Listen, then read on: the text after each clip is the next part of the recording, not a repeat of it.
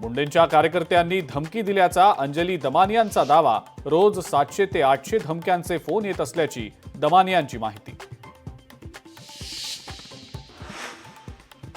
धमकी प्रकरणी अंजली दमानियांनी पोलिसात तक्रार करावी।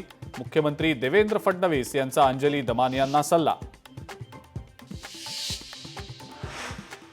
पोस्ट करत जितेंद्र आव्हाडांचा आणखी एक खुलासा। एसआयटी मधील पोलीस वाल्मिक कराडची माणसं असल्याचा आव्हाडांचा दावा।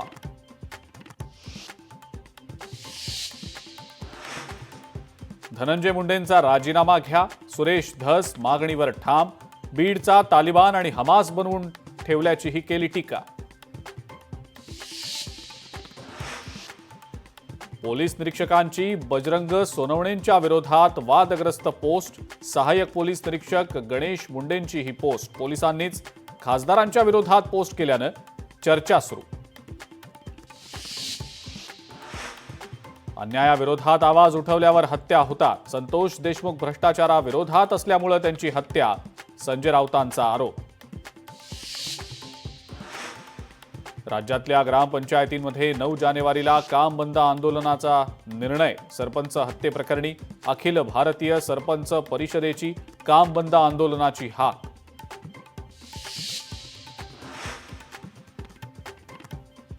आणि सिंधुदुर्गातल्या देवस्थानांवरही वक्फ बोर्डानं दावा केल्यानं नितेश राणे आक्रमक। इस्लामिक राष्ट्रात वक्फ बोर्ड नसताना आपल्या देशातच का, राणेंचा सवाल।